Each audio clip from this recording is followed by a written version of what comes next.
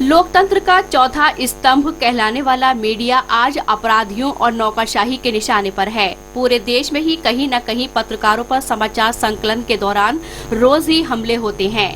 अधिकारियों द्वारा अपने खिलाफ प्रकाशित समाचार से खिन्न होकर उनके खिलाफ झूठे व मनगढ़ंत मुकदमे दर्ज कर दिए जाते हैं। उत्तर प्रदेश के बुलंदशहर में एक दैनिक समाचार पत्र के पत्रकार पर जिलाधिकारी बी चंद्रकला ने महज इसी बात पर मुकदमा दर्ज करा दिया कि उस पत्रकार ने जिलाधिकारी से फराज नाम के युवक को जेल भेजने के मामले में उनका पक्ष जानना चाहा था। पूर्व में भी एक पत्रकार को उत्तर प्रदेश शाहजहांपुर में एक पत्रकार को जलाकर मार दिया गया था। वहीं एक और पत्रकार की उत्तर प्रदेश में अभी कुछ दिन पहले ही गोली मारकर हत्या कर दी गई थी। वहीं दिल्ली में वकीलों द्वारा पटियाला हाउस कोर्ट परिसर में न्यूज कवर कर रहे पत्रकारों के साथ वकीलों द्वारा मारपीट की गई है। कार्यक्रम को संबोधित करते हुए पत्रकारों ने कहा, कॉमन मुद्दे पर पहली बार एक साथ खड़े हुए हैं। ये हमारी एकजुटता है और ये हमारी ताकत दिखाई पड़ेगी।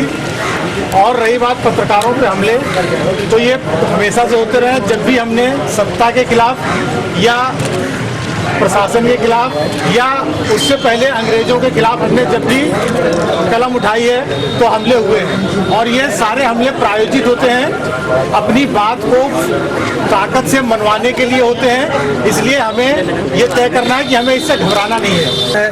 कभी ऐसा हुआ नहीं, पत्रकार ऐसे इतने लोग इकट्ठे हुए हैं। सब लोगों के लिए बहुत बहुत धन्यवाद, बहुत बहुत मुबारकबाद है कि आज सारे पत्रकार एक साथ इकट्ठा हुए हैं। इसके लिए बहुत हार्दिक आप सबको बधाइयाँ। और हम लोग मांग करते हैं प्रशासन से कि कानून को पूरा रखा जाए और उसमें सबकी बात सुनी जाए। मैं अपने तमामी पत्रकार क्रांतिकारी साथियों का अभिनंदन करता हूं कि वो आंदोलन एक मुद्दे पर आए हैं, उस मुद्दे पर आए हैं जो कि हमारे ऊपर हमेशा से होता रहा है। आज का दिन पत्रकार एकजुटता का दिन है। मुझे बहुत खुशी है कि हम सब पत्रकार एक प्लेटफॉर्म पर हैं। पत्रकारों का उत्पीड़न जिस किसी भी स्तर पर होगा, हमारी ओर से पूरा सहयोग मिलेगा। किसी न्यूज़ को कवर करते हैं तो जाहिर सी बात है उसमें किसी का नुकसान हो रहा होता है। जब उसका खुलासा हो रहा होता है उसका अपराध का। हैरानी की बात यह है कि जो दिल्ली में हुआ है वो किसी आम जंगल में नहीं हुआ है, देश की राजधानी में हुआ है। मीडिया वालों पर हमला देश की राजधानी में और अदालत परिसर के बीच हुआ है। पुलिस की मौजूदगी में हुआ है, कानून के रखवालों की मौजूदगी में हुआ है। इसका मतलब ये है कि कहीं ना कहीं हमारा जो गणतंत्र है वो खतरे में है। ये सरकारें और ये ब्यूरोक्रेट्स खास करके ये हमारी जो मीडिया का जो चौथा स्तंभ है इसको कमज़ोर करने की साजिश कर रहे हैं। आज जो है किसी पत्रकार पर कहीं पे भी कोई हमला होता है, उसके हमलावर उसकी हत्या करते हैं, चले जाते हैं। कोई सरकार उनका कुछ नहीं कर पाती। और अगर कोई एक पत्रकार के साथ में कोई उत्पीड़न होता है या उस पर अगर किसी तरीके से कोई हमला होता है तो आज इन सब लोगों ने मिलकर के पत्रकारिता को परिभाषित कर दिया है। घटनाएं हाल फिलहाल में पूरे देश और प्रदेश में हुई है, उसका इसी तरीके से पुरजोर विरोध होना चाहिए। और पत्रकारों के खिलाफ जिस तरह से भी हमले किए जाते हैं, या तो मैनिपुलेटेड कराए जाते हैं या फिर हमारी जो खबरें होती हैं जब हम उसे लिखते हैं या दिखाते हैं उसके बाद अधिकारी भी काफ़ी नाराज होते हैं। और कई बार अधिकारी भी इन सब कार्यक्रमों को प्रायोजित कराते हैं। तो उन सब के खिलाफ प्रदेश सरकार हो या फिर देश की सरकार हो सोचना चाहिए कि पत्रकार जो संविधान के अनुच्छेद 19 की धारा के तहत जो अधिकार दिए गए हैं उनका हनन हो रहा है। और किसी भी कीमत पे पत्रकारों के अधिकारों का हनन नहीं होना चाहिए। एक लोकतांत्रिक व्यवस्था के लिए जरूरी है कि आपका जो प्रेस है वो स्वतंत्र हो, वो अपने हिसाब से काम कर पाए। जिस तरह 5 उंगली होती है हाथ के अंदर, छोटी बड़ी सारी उंगलियां होती हैं, इसे जोड़ के हम एक निवाला खाते हैं। इसी तरह 5 उंगली इस टाइम मौजूद है। छोटे बड़े पत्रकार, चाहे कैमरामैन हो, चाहे इलेक्ट्रॉनिक मीडिया हो या प्रिंट मीडिया हो, सभी साथ हैं। बड़ी खुशी की बात है। मेरा कहना यह है कि एक राजनेता को उठाने के लिए मीडिया बहुत बड़ी चीज़ है। और कोई छोटे से राजनेता के ऊपर कोई हमला होता है तो उन्हें सिक्योरिटी गार्ड मिलता है। सुनने की बात है गजी भाई, सिक्योरिटी गार्ड मिलता है। इसी तरीके से किसी पत्रकार भाई पे हमला हो तो उसे भी सिक्योरिटी गार्ड मिलने। तीनों के जब तक न मारे जाएंगे, बहुत अच्छे हौसला कितना भी हम जंग हारे जाएंगे। साहब पास्तीनों के जब तक न मारे जाएंगे, हौसला कितना भी हो हम जंग हारे जाएंगे।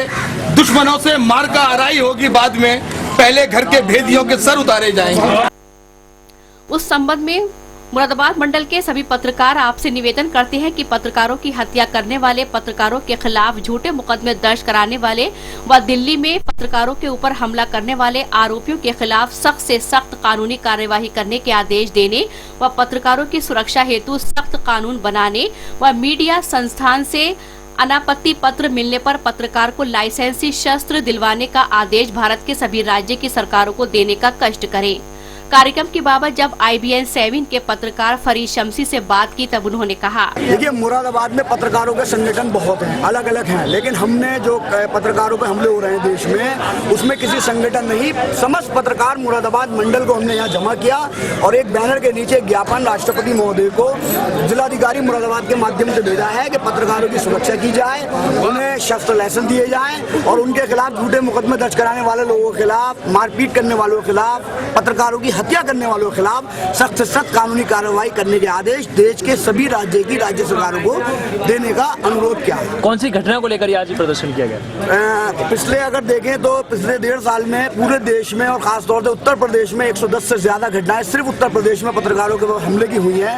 आए दिन पत्रकारों पर हमले होते हैं और ताजा मामला पत्रकार की हत्या का है यूपी में और दिल्ली में पटियाला हाउस कोर्ट परिसर में अधिवक्ताओं द्वारा समाचार से खिन्न होकर न्यूज चैनल के संवाददाताओं और प्रिंट मीडिया के पत्रकारों के साथ जो मारपीट की गई है उसको लेके हमारा ये कार्यक्रम था। हमारी खामोशी को बुज़दिली का नाम मत देना, जब हम बोलते हैं तो सिकंदर कांप जाते हैं। चलो। इस मौके पर आज तक के शरद गौतम, कशिश वारसी, सुहेल खान, राहुल भटनागर, पुनीत शर्मा, सुशील शर्मा, गोविंद पाल, उवैदुर रहमान, परवेज नाजिम, RK सक्सेना, मोहम्मद दानी सहित सैकड़ों की संख्या में पत्रकार मौजूद रहे।